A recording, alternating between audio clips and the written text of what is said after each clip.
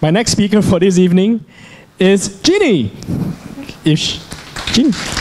So remember I was saying that, WebCamp usually runs on Wednesday and we have to do it on Tuesday, and then I was trying to get everybody to know that it's on Tuesday, not Wednesday. Then she didn't realize that it was today, not tomorrow. So she rushed over here and just managed to prepare her demo for today, for tonight. Please give it up for Jinny.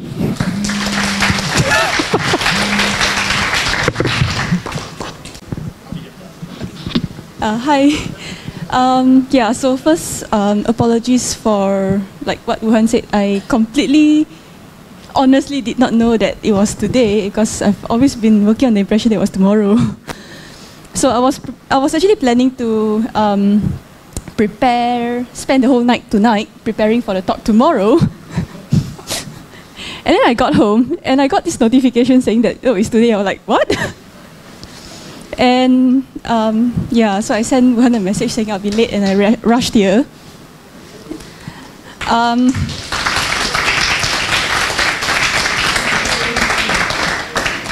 Thank you, but I was just about to say that's one practical application of what I'm going to speak about, which is iBeacons. Which is kind of sort of how I got notified. Okay. So a bit about me, I'm Jinny. I make iOS apps at Exit Solutions. You can... I'm really bad at introducing myself, so I'm going to leave it at that. So what is iBeacons? An iBeacon is basically a Bluetooth LE device, Bluetooth Low Energy. So think of it as a broadcasting point for you to do hyperlocal stuff, hyperlocal proximity-based stuff. So there are a lot of different types of beacons around in the market, from cheap China-made ones to something more pricey like the SD mode, which I have here. Can you help me to open it up? So,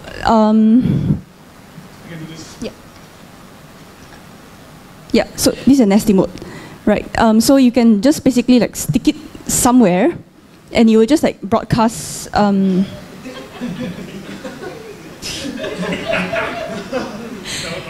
Yeah, if you stick on that thing, and if that thing gets stolen, then you get a notification, right? So, so an iBeacon, basically, it just continuously broadcasts a signal, a Bluetooth LE signal. You can control the signal strength as well as the advertising frequency. So you can get it to advertise every, few seconds, but it will drain the battery very fast. Or you can get it to advertise at few minutes intervals. So an iBeacon is, each iBeacon is uniquely identified by a proximity UUID, which is standard UUID, a major number and a minor number. So a major number identifies a group of beacons. So a phone can actually range a few, that means detect a few beacons at once. And to identify one specific beacon, you have the minor number. So it's uniquely identified through a combination of the proximity UUID, major number and minor number, and you can get the distance, estimated distance, by the received signal strength. And so the distance is basically a proximity. And if you use the iOS, I'm not so sure about Android. By the way, you can also use iBeacons with Android, right? So it's not just iOS. But in iOS, it basically is a subclass of the CL proximity class. So you can actually get 4 different ranges, which is immediate, near, far, and unknown. So immediate would be something like what I'm holding right now with the beacons. Near would be, maybe you guys, right? Far maybe beyond that door, assuming that there's no door to block the signal. All right, unknown is somewhere really far. If you go out to the main door with all the walls in between, you probably get very bad signal and you'll get unknown. And the nice thing about iBeacons is that it is a way, it is a method of geofence. It's also a geofence, right? So you can actually declare a region, right? And when the beacon exits or enters a region, it can so your app can actually detect enter and exit regions, and basically pop up some kind of notification, right? Or do something. So yeah. So what? Right. So the first case I mentioned just now, a practical application was what I just said much earlier on, right?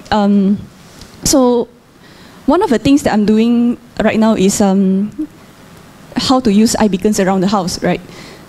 So one of the things that I'm currently doing, which unfortunately I haven't really had quite a lot of time to do, is you can have a beacon, say like in the office or something, home office, and you set it to detect, on close notification, right, immediate.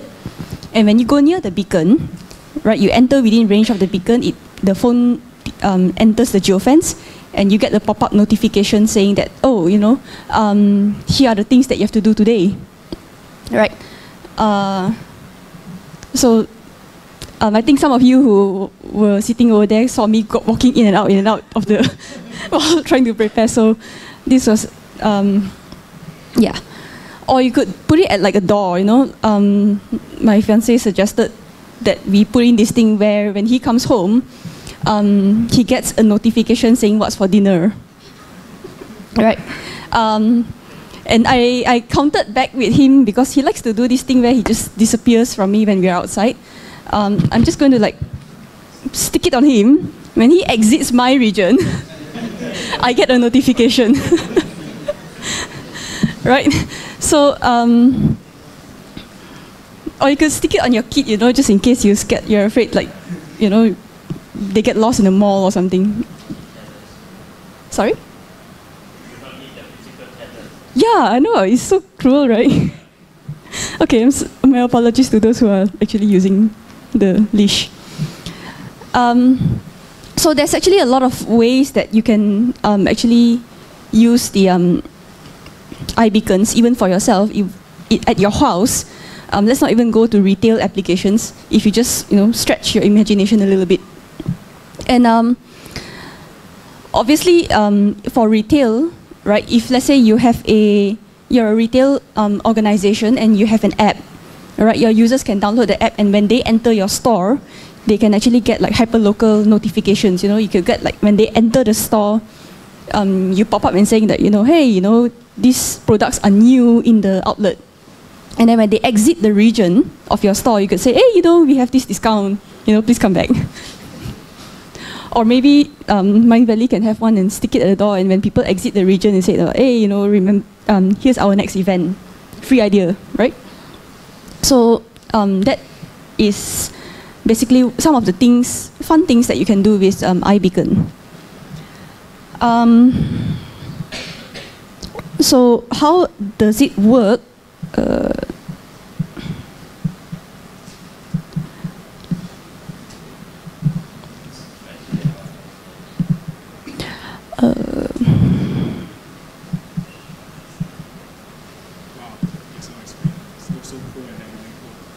No, it actually comes default with Xcode. Okay, so what I'm doing here is basically the notification that I'm getting, right, is basically from my calendar. All right, it's already in my phone. I might have missed this whole thing. Even though it was in my calendar, I might have missed it because there was nothing to remind me. So right now, what I'm doing is I'm just reading from my my local phone. But you could also read the data from an online source, right, from your server or Google Calendar or iCal or whatever. So what you do first is, in this case, I'm actually using the SD-Mode SDK, right? But the SD-Mode SDK is basically, think of it as a wrapper around the CL region iOS method, so you could write your own one if you wanted to. So first you set the region. In this case, I'm not setting a custom region. I'm just setting a region around my beacon. Right? But you could also set a region, let's say for example, your house, you know, and then you start monitoring, right? And when you start monitoring,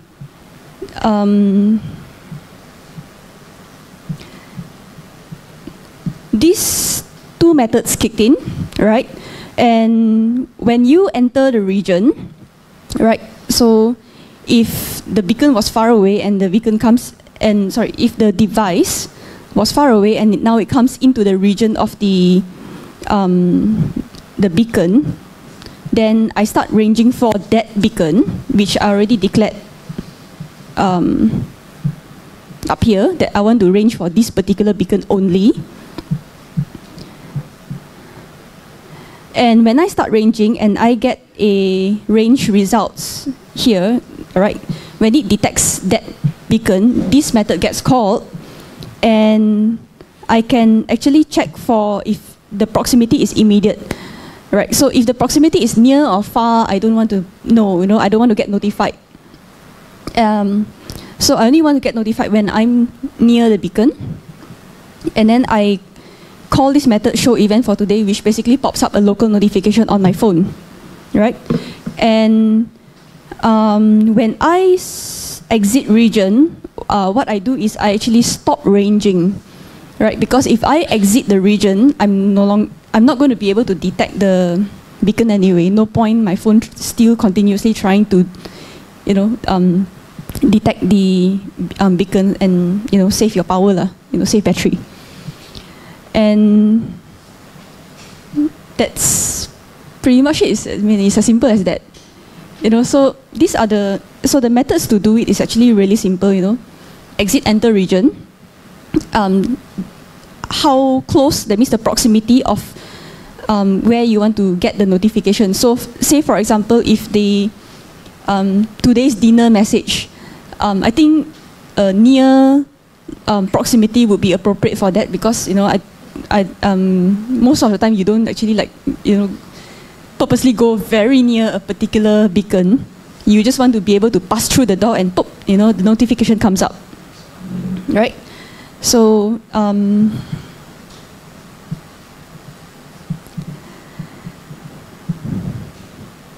so if you want to know more about iBeacons and, you know, some of the things that you can do with it, you could go to beacon.net, beekn.net. It's a really good resource.